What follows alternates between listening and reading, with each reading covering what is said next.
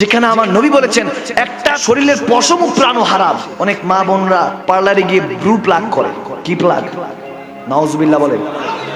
তাদের উদ্দেশ্য বলবো, সুন্দর যে দেখার জন্য করছেন, আল্লাহ আপনাকে আগের থেকে সুন্দর করে ডিজাইন করে পাঠিয়েছে, ঠিক কিনা বলুন? চেহারা যদি নুরানি করতে চান, বিসমিল্লাহির রহমানির রহিম বলে ওযুটা করে নেন। ওযু করে 2 রাকাত নফল নামাজ পড়ুন।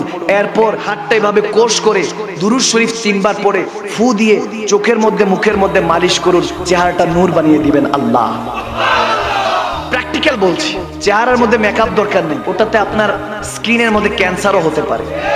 আপনাকে তো সুন্দর করে আল্লাহ পাঠিয়েছেন। আল্লাহু জামিল ইউহিব্বুল জামাল। আমার আল্লাহ সুন্দর, তাই সুন্দরকে ভালোবাসে। সুবহানাল্লাহ পড়ুন।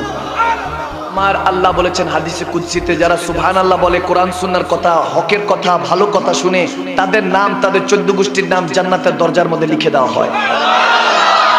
কত সুন্দর ব্যবস্থা, কত সুন্দর রেখেছেন আল্লাহ তাবারক ওয়া তাআলা আমাকে আপনাকে।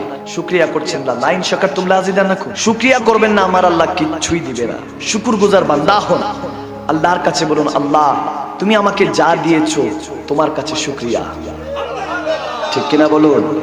দেখেন শেরে খোদা আলী কারামাল্লাহুল ওয়াজহুল কারীম, তিনি একদিন যুদ্ধ করছেন এক কাফেরের সাথে। যুদ্ধ করতে করতে করতে করতে সে কাফেরও একটার পর একটা অ্যাটাক করছেন, আক্রমণ করছেন। শেরে খোদা আলীও আক্রমণ করছেন। তেনার কাছে তো জুলফিকার, ঠিক কিনা? লা ফাতা ইল্লা আলী, লা সাইফ ইল্লা জুলফিকার, ঠিক কিনা? এই তলোয়ারটা দিয়েছেন কে? আওয়াজ দিয়ে বলতে হবে, এই তলোয়ার জুলফিকার, তলোয়ার শেরে খোদা আলীকে দিয়েছেন কে? আসাদুল্লাহ, আল্লাহর সিংহ যুদ্ধ করছে। আল্লাহর সিংহ যুদ্ধ করছে। কাফেরের কি আর স্বার্থ আছে যুদ্ধে জিতা? আওয়াজ দিয়ে বলেন, যে আল্লাহর পক্ষে থাকে তার পক্ষে কে থাকে? আল্লাহ থাকে। আল্লাহ যখন তেনার পক্ষে, শেরে খোদা আলী যুদ্ধ করছেন। যুদ্ধ করতে করতে তাকে পরাস্ত করে যখন নিচে শোয়াই দিলেন, এরপর শেরে খোদা আলী তার বুকের উপর যখন চেপে বসলেন, এখনই জুলফিকার দিয়ে তার কল্লা মাথা আলাদা করবে, ফিনারে জাহান্নামা খালিদিনা, জাহান্নামে পৌঁছাবে। ওই সময় সে করলো কি? শেরে খোদা আলী চেহারা মুবারকের মধ্যে থুতু নিক্ষেপ করলো। নাউজুবিল্লাহ। থুতু যখন নিক্ষেপ করলো, শেরে খোদা আলী থুতুটা এভাবে মুছে ফেললেন। মুছে তার থেকে উঠে গেলেন, উঠে বললেন, যাও তোমাকে আমি ক্ষমা করে দিয়েছি। যখন শেরে খোদা আলী ক্ষমা করে চলে যাচ্ছে, ওই কাফের দৌড়া আসলো, এসে শেরে খোদা আলী পাটা কদমটা ধরে ফেললো, ধরে চোখের পানি ছেড়ে দিয়ে বলছে, ইয়া আলী, কেন আপনি আমাকে ক্ষমা করে দিলেন? আপনি তো আমাকে এখনই মারতে যাবেন। আপনার তলোয়ারের নিচে আমার গর্দান ছিল, আপনি আমাকে এখনই মারতে যাবেন, আর আপনি আমাকে হত্যা করলেন না। কেন ছেড়ে দিলেন? কেন ক্ষমা করে দিলেন? তখন শেরে খোদা আলী মুচকি হেসে বলতেছে, এই বান্দা শুনো, হুব্বু ফিল্লাহ অফির রাসূল, বগযু ফিল্লাহ অফির রাসূল। আমার মহাব্বত আল্লাহ আল্লাহ রাসূলের জন্য, আমার শত্রুতা ঘৃণা আল্লাহ আল্লাহ রাসূলের জন্য।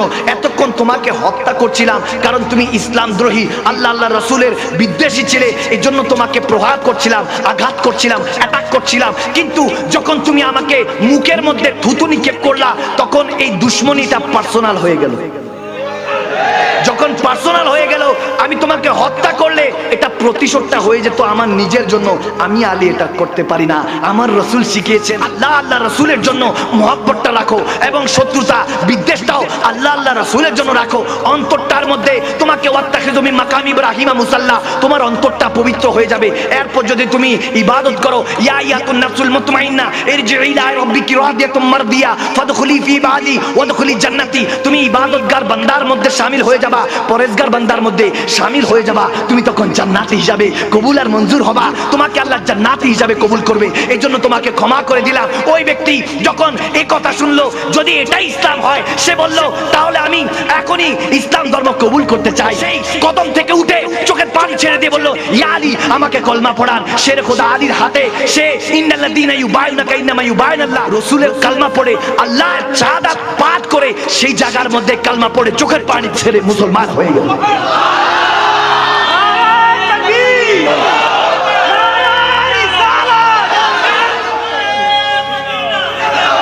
সুবহানাল্লাহ।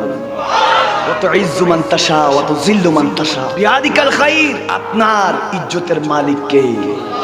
আওয়াজ দিয়ে বলুন, জিল্লাত অপদস্থর মালিক কে? আল্লাহর হেদায়েতটা অনেক বড় বিষয়। ব্যাংক ব্যালেন্স, টাকা পয়সা থেকে অনেক দামি জিনিস। ভাইরা আমার, বাবার আমার, হেদায়েত এত দামি জিনিস, সবার কিসমতে হেদায়েত থাকে থাকে অসীম ক্ষমতা যার হাতের উপর, আর যার নামে বয়ে যায় ঝর্ণা নহর, ঝর্ণা নহর। আল্লাহ আল্লাহ বলে সবই দিওয়ানা, প্রভুর প্রেমে মন সাড়া দাও না। ক্ষমা যদি চাও কবু পাপ দরিয়ায়, আর প্রভু দিবে ক্ষমা করে ক্ষমা বিলায়, ক্ষমা বিলায়। দরবারে কেন তার হাত পাতো না, প্রভুর প্রেমে মন সাড়া দাও না। বান্দার হৃদয়ে জানালাটা খুলে দাও না, হৃদয়ে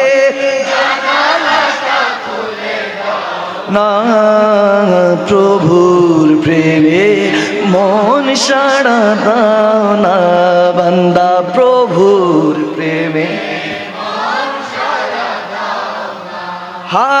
বিশ্ব মালিক তিনি আল্লাহ মহান, সৃষ্টি তারি এই নিখিল জাহান, নিখিল জাহান। আল্লাহ আল্লাহ রবে সবে দেওয়ানা, প্রভুর প্রেমে মন সাড়া দাও না। বান্দা প্রভুর প্রেমে না, বলুন হৃদয়ের জানালাটা খুলে দাও না, হৃদয়ে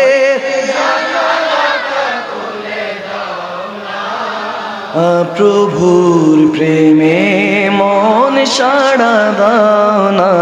বান্দা প্রভুর প্রেমে, ছেলে বলুন আমিন।